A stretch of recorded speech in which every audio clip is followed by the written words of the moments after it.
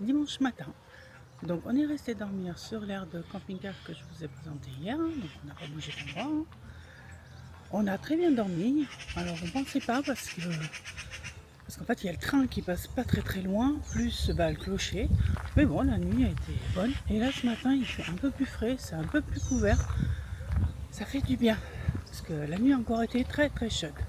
Et là je voulais vous montrer, je vous ai pas montré hier le petit coin autour de l'aire de camping-car. Allez, je vous montre ça. Donc là, il y a un petit parc. Hop là.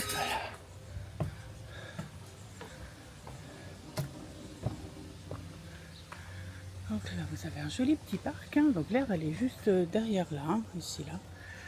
Avec au bout là-bas, il y a un stade. Il y a aussi le city là avec le petit terrain de foot et le petit terrain de basket, comme il y a un peu dans toutes les communes maintenant. Et par ici, il y a un lavoir. Alors je sais pas si d'ici j'accède, sinon je ferai le tour. Hop.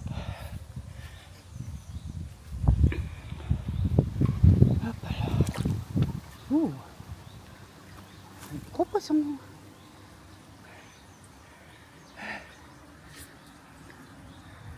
Je sais pas trop si on le voit. Je vais peut-être aller faire le tour. Voilà. Alors, renaturation du ruisseau des Fontaines.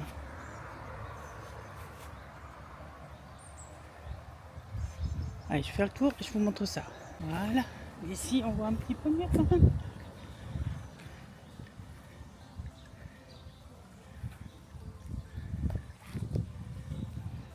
Pardon, c'est pas ce que je voulais faire. Je voulais faire un zoom.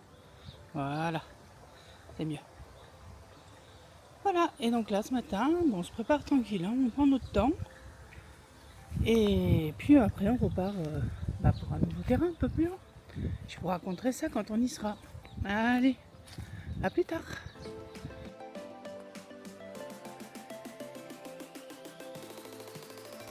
Voilà, je vous reprends. Donc on est arrivé sur notre prochain terrain. Donc on est à Choré, toujours dans le 79. Et il s'appelle le secret de Sèvres bien gardées. Donc on est garé sur un grand parking. Je vous montre ça. Donc c'est juste à côté du parking du départ du terrain. Conseillé.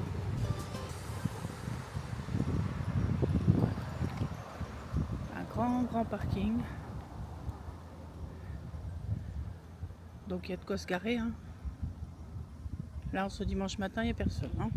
On gêne personne. Voilà. Et le départ du terrain est juste en face là-bas. Donc on y va. Alors là, on arrive devant le temple protestant de Choré. On se trouve donc devant le temple protestant. Et ce qui nous frappe tout de suite, c'est son architecture unique en forme de trèfle. C'est l'un des monuments les plus importants de la ville. En fait, le protestantisme est très présent dans les Deux-Sèvres, mais son histoire est marquée par un épisode moins connu, les dragonnades. En 1685, le roi a annulé le décret autorisant le culte protestant. Ces soldats, donc les dragons, ont alors forcé de nombreux protestants à vivre leur religion en secret, lors d'assemblées secrètes. Aujourd'hui, ce temple nous raconte la résilience de toute une communauté. C'est une vraie leçon d'histoire, parfaitement intégrée à notre parcours Terra Aventura.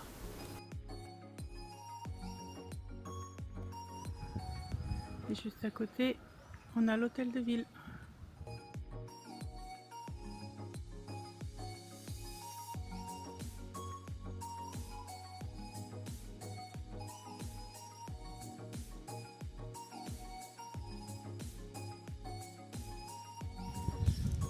Donc toujours la mairie, de l'autre côté. Là, il y a l'église. On ira sûrement tout à l'heure. Et nous, on poursuit par là.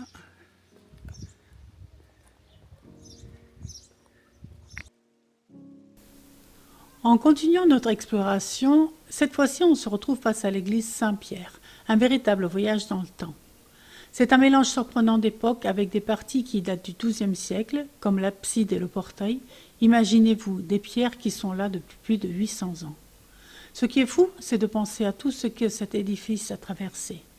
Partiellement détruite pendant les guerres de religion, elle a même été vendue à la Révolution française.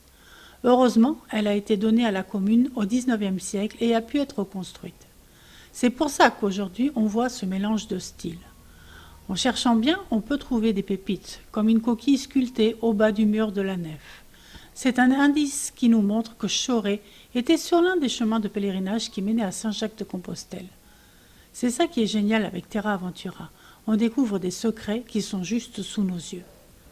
L'église Saint-Pierre est inscrite au monument historique depuis 1991. Elle a été restaurée, ce qui lui permet de rester fièrement debout, nous racontant son incroyable histoire.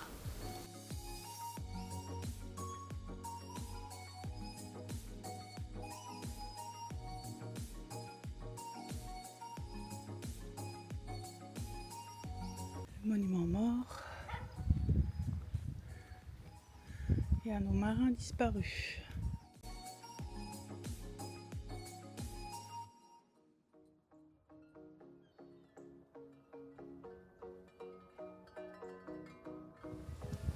On est bien là, à la fraîche là. Le petit vent, de l'ombre.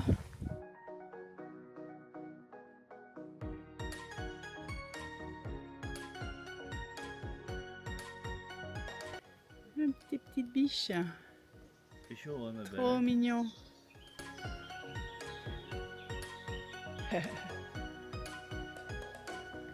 Alors, on arrive sur les bords de la Sèvre. Sympa, un petit coin barbecue là.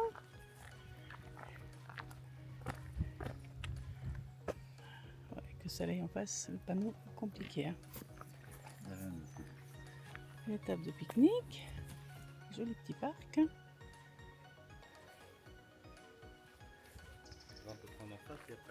Ok, et là il y a tout ce qu'il faut. Tout ce qu'il faut, ouais, pour faire son barbecue là. Les grilles et tout. Ouais. Ça évite que les gens fassent tout par terre, là n'importe où, vu comme c'est sec en plus. Et on poursuit.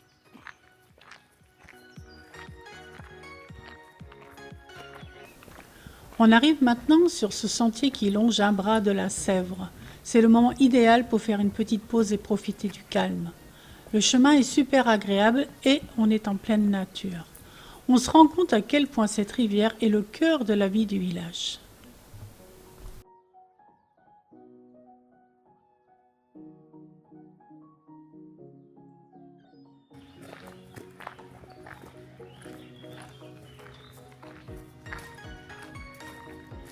Moitié dans les bois et à moitié à la campagne.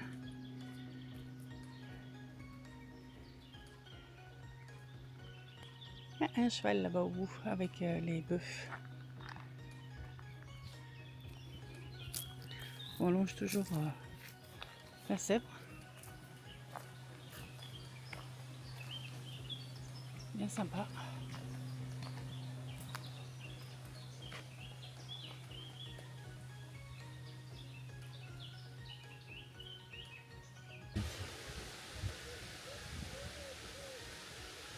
Ah, il y a des pêcheurs, regardez, il y a du fil là.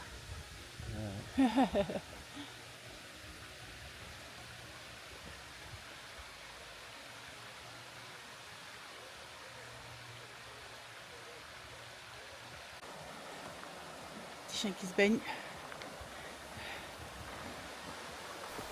Est-ce que vous saviez que la Sèvre niortaise prend sa source sur le plateau mélois? Au début, c'est juste un petit filet d'eau, mais elle grossit au fur et à mesure qu'elle rencontre d'autres affluents. Son nom, elle le doit à la grande ville qu'elle traverse, Niort. Elle continue ensuite sa course à travers le marais Poitevin avant de se jeter dans l'océan Atlantique. D'ailleurs, il ne faut pas la confondre avec la Sèvre nantaise, un autre fleuve de la région.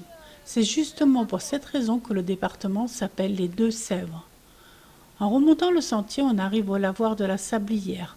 Autrefois, c'était un lieu de rencontre des lavandières qui venaient y laver leur linge et échanger les dernières nouvelles. Ce sont des lieux comme ça qui racontent le passé du village et qui rendent la visite si intéressante.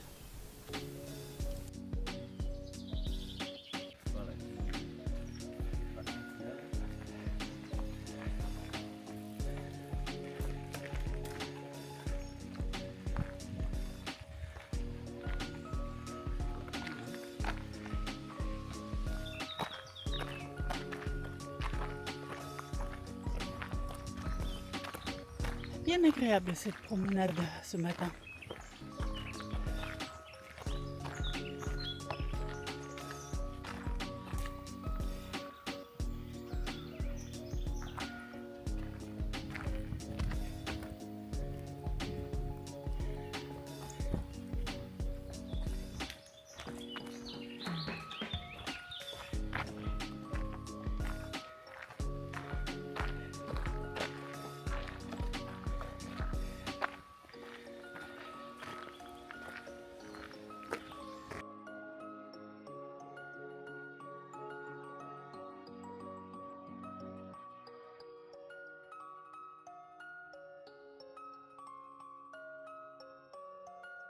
Toi, tu dis que tu es dans la ville.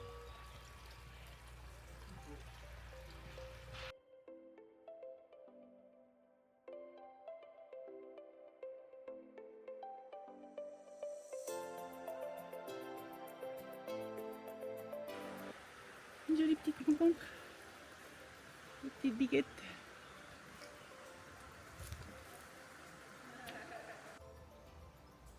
Et voilà, on est revenu devant la mairie.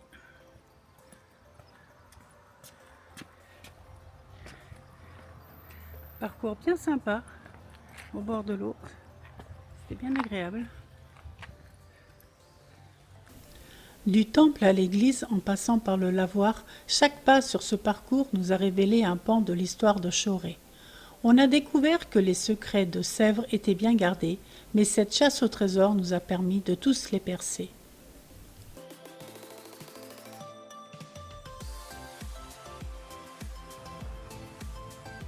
Alors, pour ce midi, on s'est garé ici, donc on est à Échiré. Et on va faire le parcours Terra Ventura. Zéroïque entre en lice. Donc en fait, on est sur le parking du château. Alors le parking, je vous le montre quand même. Hein. Ouais, et le panneau est juste derrière toi, mon cœur. Regarde. Le château Salbar. Voilà. Donc le Terra se passe ici. Donc bah, on y va. On vous emmène. Ternanteuil, commune d'Échiré.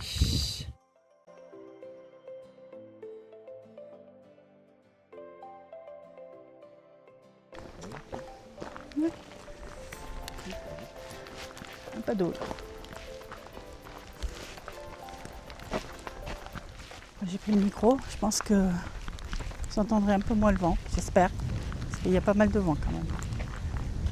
Allez, on se dirige vers l'entrée du château. Le château de Coudray-Salbart est une forteresse médiévale dont l'histoire est intimement liée à Échiré. Construit au XIIIe siècle, ce château était un point stratégique entre les terres du roi de France et celles du roi d'Angleterre. C'est grâce à des passionnés et à un grand programme de restauration que ce lieu continue de nous raconter son passé glorieux. Allez, on a fait un détour pour avoir une vue sur le château parce que sinon le parcours ne nous emmène pas en vue sur le château, donc c'est quand même bien dommage. Donc voilà, la forteresse.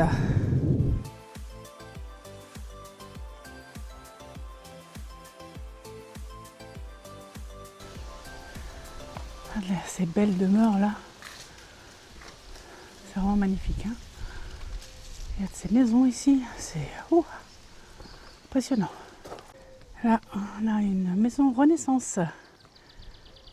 Donc les tourelles à l'époque n'étaient que des tourelles décoratives, hein. Rien à voir, pas militaire du tout, rien du tout. C'est juste décoration de maison. En tout cas, c'est beau. Allez, petit sentier qui descend. Maintenant qu'on a tout monté, ouais, mais à l'ombre, ça fait du bien. Parce que de temps en temps, il y a un petit vent. Du coup, j'ai pris le micro, mais en fait, il n'y a pas tout le temps le petit vent, quoi. Dans les rues, on ne le sent pas. Mais oui, on est encore à plus de 30 degrés. Hein. Toujours en canicule. Hein. Ah, c'est encore un chemin bordé de murs en pierre sèche, comme ils appellent ça. Donc des murs montés sans mortier, sans terre, sans rien. C'est juste des pierres empilées les unes sur les autres. C'est comme ça qu'ils faisaient à l'époque. Hein. Voilà.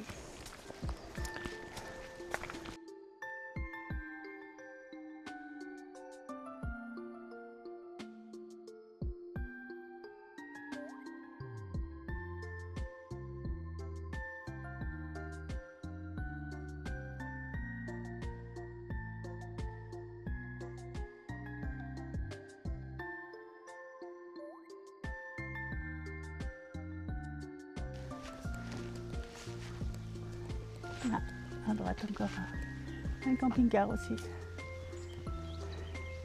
Sympa là, il y a un tout petit peu d'eau encore.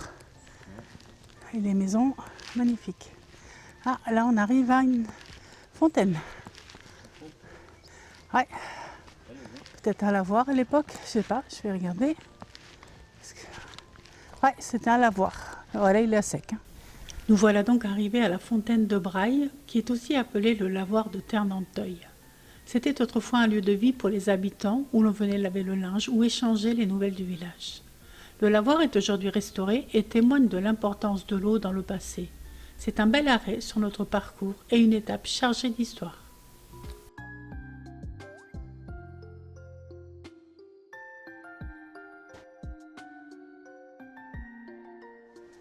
Ah ouais, belle, hein. Belle, hein? Allez. Ah non, on poursuit par ce petit sentier à côté. En poursuivant notre parcours, on découvre un autre secret du hameau. Plusieurs logis, ces maisons nobles, se trouvent ici, à Ternanteuil. C'est assez étonnant, n'est-ce pas? Pourquoi ne se sont-elles pas installées au château? Eh bien tout simplement parce qu'à leur arrivée, ce dernier était déjà abandonné depuis la fin du XVe siècle. Une histoire de timing, mais aussi la preuve que le cœur de la vie seigneuriale s'est déplacé ici.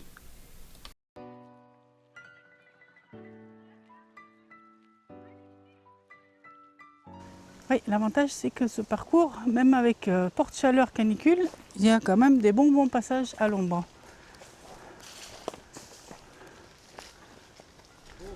Mais faut pas oublier l'eau. Hein. Ah oui. Ah, il y a des grottes. Ouais, c'est filé, hein. Il y a des grottes. Filé sur le côté. Ah ouais. C'est joli, hein. Ouais, c'est sympa, ouais.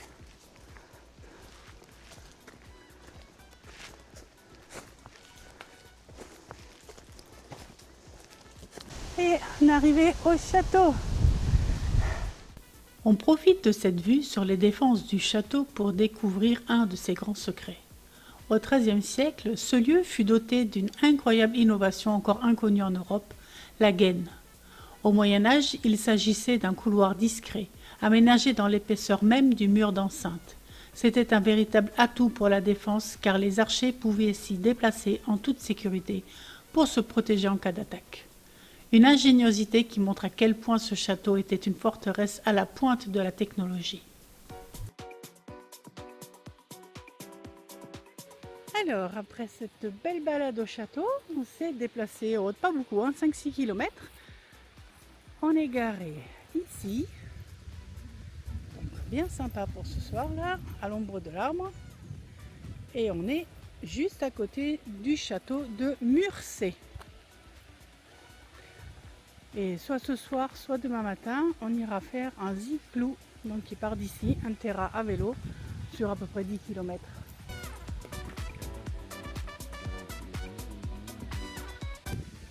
Voilà le château à sa plus belle époque.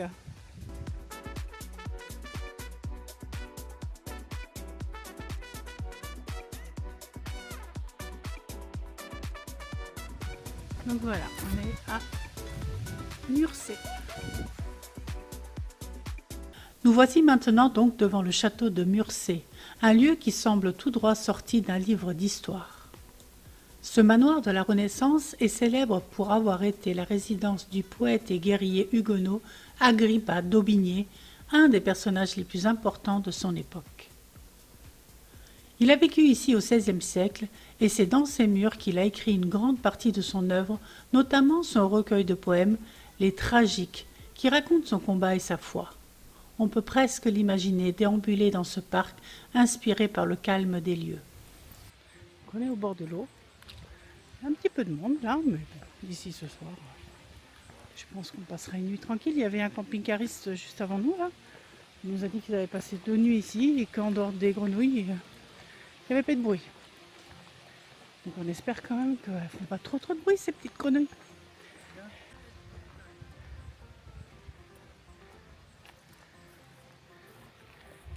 Par là, il y a les tondeuses naturelles en action.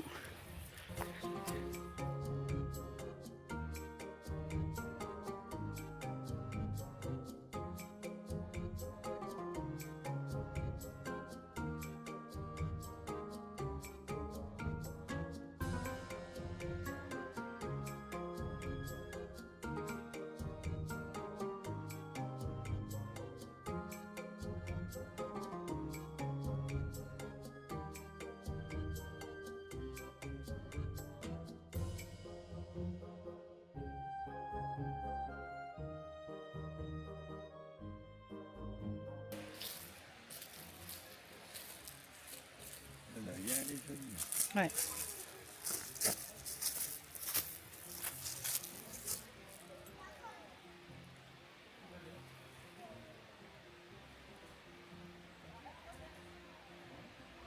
En ruine. Hein. Ouais, Le voilà, toit, une fois que ça a commencé, l'autre côté de la façade. Ah bah je pense que oui, de toute façon une fois que la toiture est tombée, après Ah, regarde, il y avait ça des va volets. vite. Hein. tout. Ouais, ouais. Il y avait des volets. Là. Ah ouais. Oui, bah même là, il y avait des persiennes sur la façade. Alors on se trouve devant le bac à chêne, le mur C. Donc qui est là, donc avec la chaîne. Donc c'est un système, on monte dedans et puis ben, on tire un côté de la chaîne, ce qui nous emmène de l'autre côté puisqu'elle est accrochée de l'autre côté. Et inversement. Là-bas il y a un beau lavoir.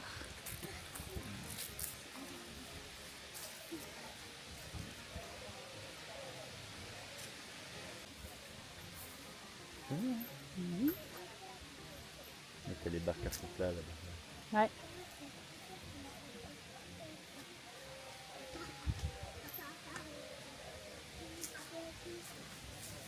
Et la façade de devant, la façade principale du château. Donc celle qu'on voit là. Et voilà, c'est la fin de notre vidéo. Si cette aventure vous a plu, n'oubliez pas de mettre un pouce bleu, vous abonner et d'activer la cloche pour ne rien manquer de nos prochaines découvertes. On vous dit à la prochaine. Ciao ciao.